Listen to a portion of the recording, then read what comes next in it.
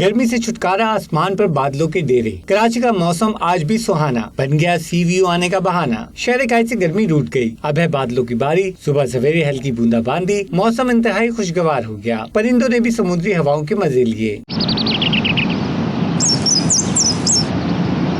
सुबह से आसमान पर बादलों ने सूरज को मुंह दिखाने ना दिया। शहरियों के चेहरे भी खिल उठे। समुद्र की लहरों से छेड़छाड़, खिंचे चले आए सब दोस्त यार। फैमिलीज ने साहिल किनारे हंसी मौसम को एंजॉय किया।